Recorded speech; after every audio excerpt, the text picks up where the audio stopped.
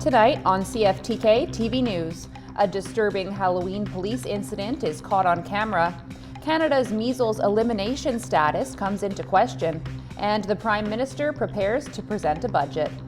Northwest BC's only television news team. We are CFTK-TV News.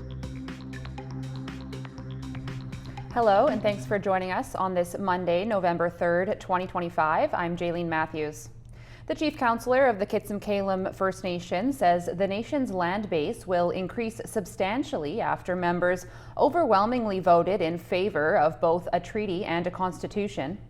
89% of voters approved of the constitution, while about 90% supported the treaty.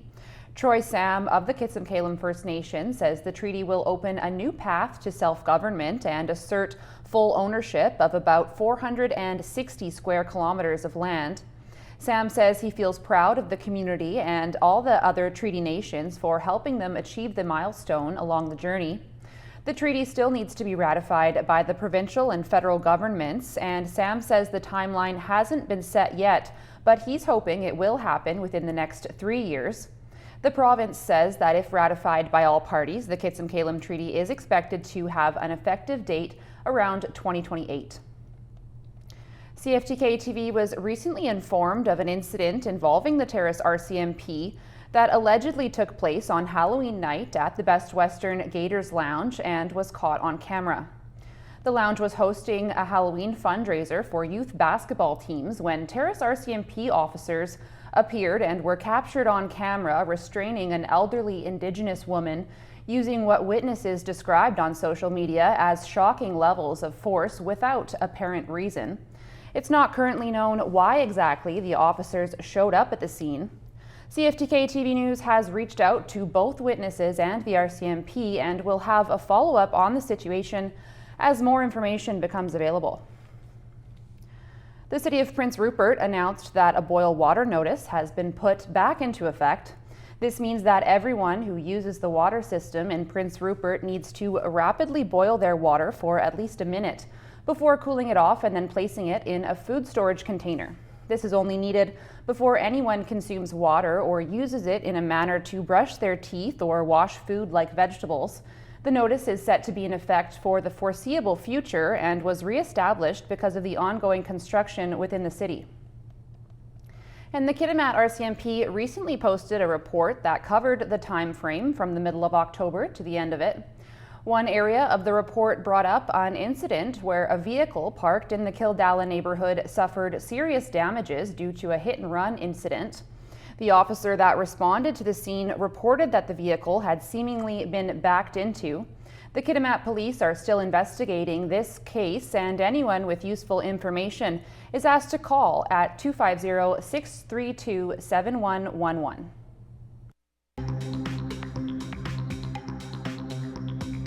Coming up next, backlash continues over Doug Ford's anti-tariff ad.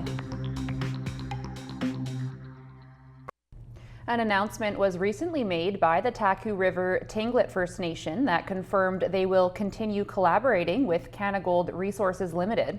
The two parties will continue working with one another on the proposed new Polaris mine that would be located deep within the First Nations territory. The nation has remained engaged in their discussions with Canagold to ensure that any kind of development that happens on their land is done with their values and laws in mind. More updates on how the project is advancing are expected to be released at a later date. This week, Mark Carney will unveil his first federal budget, the fiscal plan for his government to navigate the economic uncertainty posed by ongoing trade war with the United States and get Canadian productivity back on track after years of decline. But as CTV's Colton Prail reports, new polling suggests a split on whether that means investing big or tackling a growing national debt. Before Mark Carney presents his first federal budget, it's still not clear which party will help the minority Liberal government pass it. We don't need a higher cost of living through a higher costed budget. We need an affordable budget for affordable lives for all Canadians. The Conservatives and the Bloc both say they're willing to help on their own terms.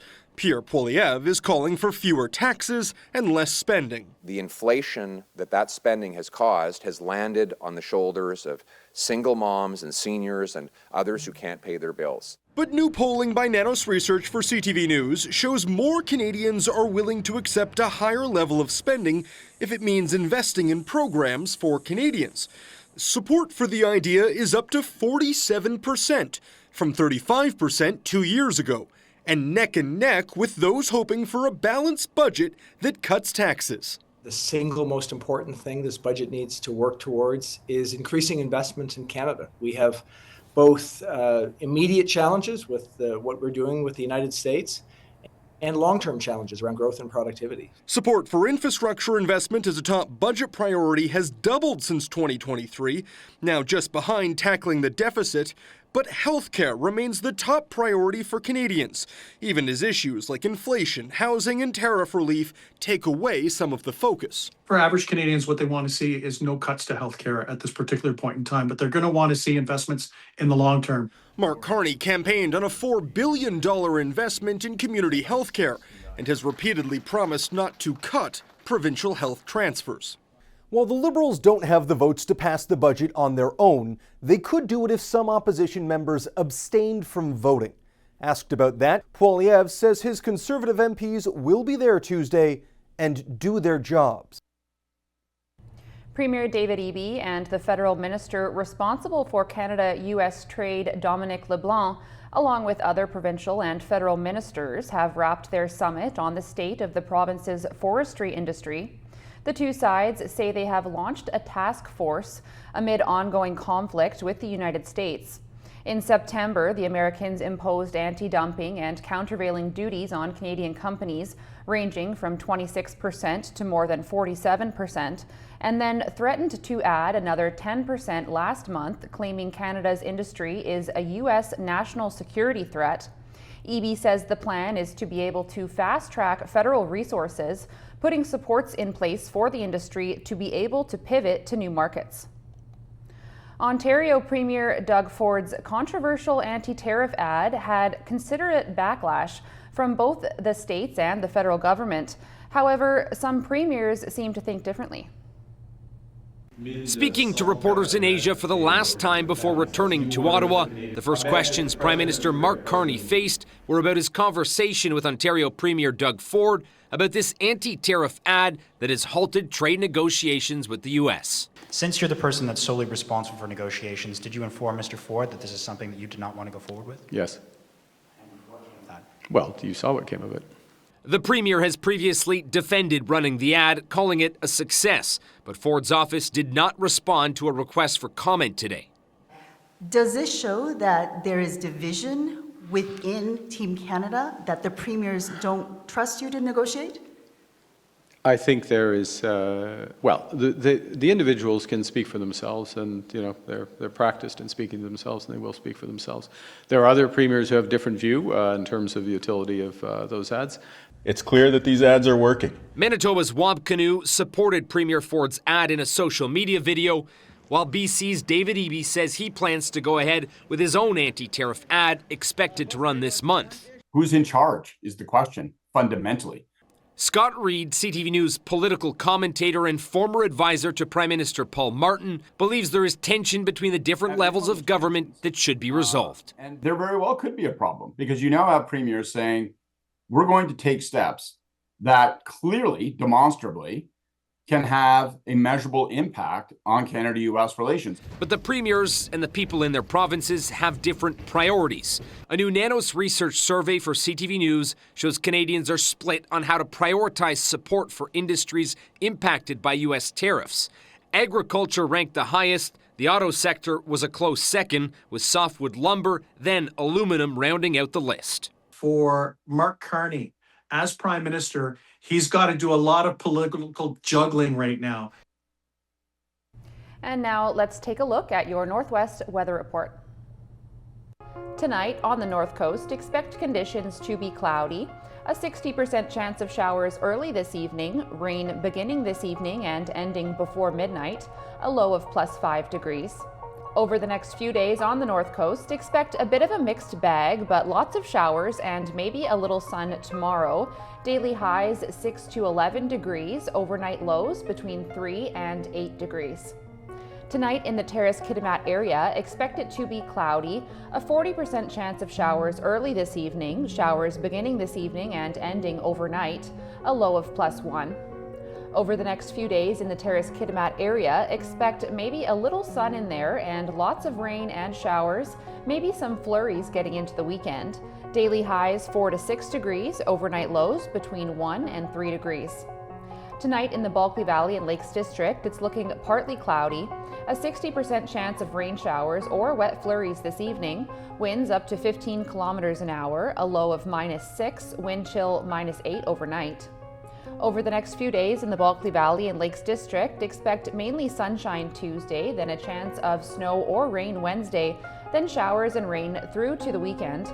Daily highs between 1 and 5 degrees, overnight lows from 2 degrees down to -6 degrees.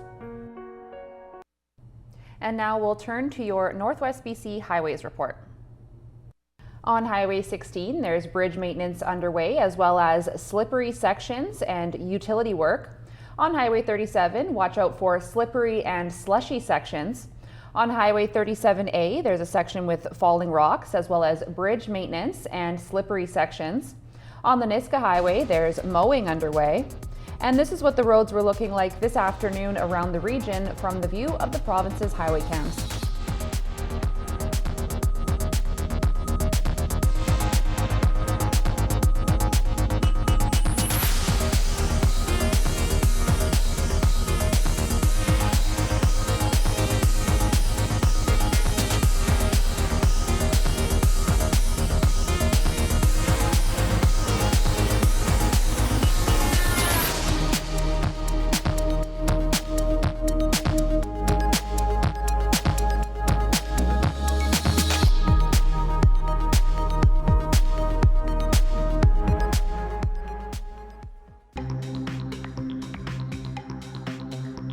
Still to come, experts push for better lung cancer research funding.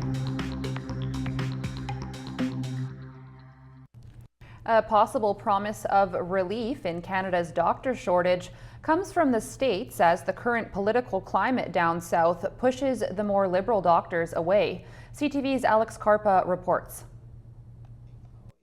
Dr. Jesse Krikorian recently left Michigan and moved to Manitoba for work. He began seeing patients earlier this month. I am so grateful to be here in Canada. This is quite an opportunity. He is a family physician specifically focusing on transgender health care. However, due to the current political climate in the U.S., he said he had no choice but to leave. I'm concerned with where things are right now with the restrictions in care, and I am especially concerned that things are going to get worse in the U.S. Dr. Krikorian is not alone. Dozens of other doctors have made the move north of the border. Canadian and American doctors have very similar training, and so efforts were made to streamline that process, and we applaud that. The president of Doctors Manitoba, Dr. Nichelle Desilets, said recruitment through targeted ads began last fall. And while it's been a success so far, she said the focus now has to shift to retaining these doctors. We need to keep looking at things like admin burden, keep looking at things things like competitive payment. Recruitment is not just happening in Manitoba, but across the country. Ontario recently said over 260 American physicians have moved to that province so far this year. In BC, 38 doctors and 90 nurses were also hired. PEI, Nova Scotia, New Brunswick, and Saskatchewan have all undergone similar campaigns. I think it will help. It will fill a vital need and is one solution of many to increasing doctors within the country. Dr. Krikorian believes this is just the beginning of a new wave of physicians coming to Canada. I have colleagues who have asked me questions about how to make the move to Canada. He says he plans to stay in Manitoba for as long as he can. Alex Karpa, CTV News, Winnipeg. The rise in measles across North America has experts working to determine if it's all the same strain, as Canada is poised to potentially lose its measles elimination status. CTV's Sarah Plowman reports. At 4 months old, Kimmy Birch-Fukuda could only cry to warn of her high fever, her pain. She started getting these red dots. The infant had measles, too young for the vaccine, leaving her mother feeling helpless. I was in disbelief because I thought it wasn't a thing anymore. Measles made a comeback in Canada this past year, with more than 5,000 cases recorded since last October, when an outbreak started in New Brunswick and spread. 2 infants in Alberta and Ontario were infected in the womb and died. As a regional office of the World Health Organization meets this week, Canada is poised to lose its measles elimination status, a status it's held for more than 25 years. The key question to determine that is, has the same strain of measles been transmitted in Canada for more than a year? If it is essential, the same virus that started the transmission a year ago, then, and the transmission is still ongoing, then the country is going to lose the status. We have had more than 12 months of transmission of measles. So by definition, we have lost our elimination status. It's just we haven't had the official stamp on it yet. But a year later, measles cases are going down. Ontario's outbreak ended in October. Experts attribute the virus's comeback to declining vaccination rates that slipped further during the pandemic. There are pockets within the country, in various parts of the country, that have lower vaccine rates. And that's exactly why we had these outbreaks. This public health doctor notes in the past year, requests for measles vaccines nearly doubled. We need to get back on track with our immunization programs and get back to where we were before the pandemic. Dr. Crowcroft says for a country to regain its measles elimination status, it has to prove there's been no ongoing transmission for a year. And here in Canada, teams will continue to build relationships with communities that are vaccine hesitant. Sarah Plowman, CTV News, Fredericton. Lung cancer has devastated so many Canadian lives, and the Canadian Cancer Society is advocating for more research and better funding in order to make advances. CTV's Kevin Green reports. Lung cancer remains Canada's deadliest cancer. The Canadian Cancer Society says that needs to change, and in a new action plan outlines 4 priorities to do that. Reduce exposure to harmful inhalants, detect cancer earlier, improve access to care, and accelerate research. Canada is experiencing a lung cancer crisis, and despite advances in treatment and detection, we're still seeing lung cancer as the highest cause of cancer death. The plan also addresses stigma, the misconception that lung cancer only affects people who smoke. Radon exposure, wildfire smoke and other environmental exposures, occupational exposures. Really, when we looked at the action plan, it's the things you breathe that can cause cancers that we're trying to help people work against.